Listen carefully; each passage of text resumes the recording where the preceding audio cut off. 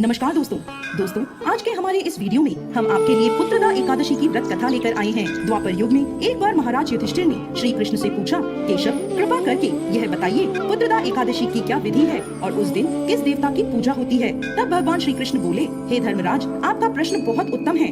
यह सभी पापों को हरने वाली है। इसमें समस्त मनोकामनाएं तथा सिद्धियों के दाता नारायण भगवान की पूजा होती है। इस समस्त संसार में पुत्रदा एकादशी के समान दूसरा कोई व्रत नहीं है। पुत्रदा का अर्थ है पुत्र देने वाली, अर्थात यह व्रत निसंतान लोगों को संतान प्रदान करने वाला है। हे राजन, अब मैं आपको पुत्रदा एकादशी के महत्व से जुड़ी एक कथा सुनाता हूँ। ध्यान पूर्वक सुने। एक समय भद्रावती नामक नगरी में सुकेतुमान नामक राजा राज्य करता था। उसकी पत्नी का नाम शव्या था। राजा के पास धन, वैभव, राज्य आदि किसी प्रकार की कोई कमी नहीं थी, परंतु उसके कोई संतान नहीं थी। इस कारण राजा और उसकी पत्नी दोनों चिंतित रहते थे। राजा यह सोचकर चिंतित रहते थे कि हमारे लिए पिंडदान कौन करेगा। बिना पुत्र के पितरों और देवताओं का ऋण मैं कैसे चुकाऊंगा। अवश्य ही मैंने पिछले जन्म में कोई बुरे कर्म किए होंगे, इसलिए मेरे पुत्र नहीं है। राजा को इस प्रकार चिंता में डूबा देख रानी शव्या भी हर समय चिंतित रहती थी।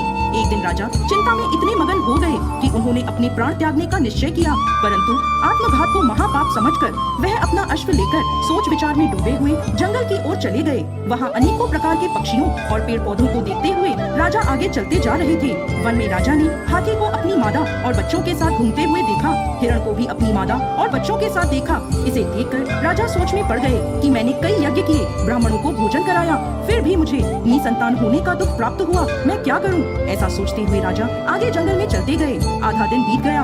राजा भूख प्यास से व्याकुल थे। पानी की तलाश में वह भटकते हुए एक सरोवर की तरफ गए। उस सरोवर में कमल पुष्प खिले हुए थे तथा बतखें विहार कर रही थी। राजा ने नजर घुमाकर देखा तो सरोवर की एक ओर मुनियों का आश्रम बना हुआ था। उसी समय राजा के दाएं अंग फड़कने लगे। राजा ने इसे शुभ संकेत समझा और घोड़े से उतरकर उन ऋषियों के आश्रम में गए। आश्रम में पहुंचकर राजा ने ऋषियों को प्रणाम किया और वहां बैठ गए। राजा को देख मुनियों ने पूछा, हे राजन, आपकी क्या इच्छा है? राजा ने पूछा, महाराज, आप कौन हैं और यहाँ किस लिए आए हैं? कृपा कर मुझे बताएं। तब वह ऋषि बोले, राजन, आज से 5 दिन बाद संतान देने वाली पुत्रदा एकादशी है। हम विश्व देव हैं और इस सरोवर में स्नान करने के लिए आए हैं।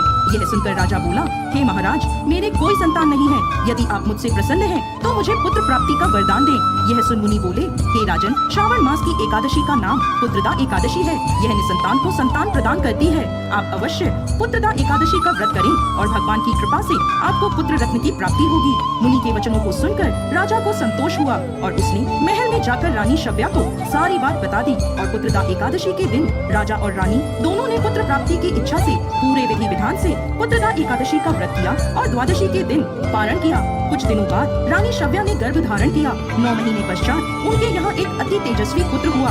वह राजकुमार अत्यंत सुंदर, यशस्वी और प्रजा का पालन करने वाला राजा बना। श्री कृष्ण भगवान बोले, हे कुंती नंदन, पुत्र प्राप्ति के लिए पुत्रदा एकादशी का व्रत सर्वोत्तम है। जो मनुष्य पुत्रदा एकादशी के महत्व को पढ़ते या सुनाते हैं, वह सांसारिक सुखों को भोगकर अंत में स्वर्ग लोक को प्राप्त करते हैं। पुत्रदा एकादशी का व्रत करने वाले व्यक्ति को सुबह जल्दी उठकर स्नान आदि से निवृत्त होकर संतान प्राप्ति के लिए पति पत्नी दोनों को स्नान के पश्चात पूरे विधि विधान से श्री हरि नारायण की पूजा करनी चाहिए। इसके साथ पुत्रदा एकादशी की कथा सुननी चाहिए और आरती करनी चाहिए। हे भगवान नारायण, इस कथा को कहते, सुनते और पुकार भरते सब पर कृपा करिए, सबकी मनोकामना पूर्ण करिए।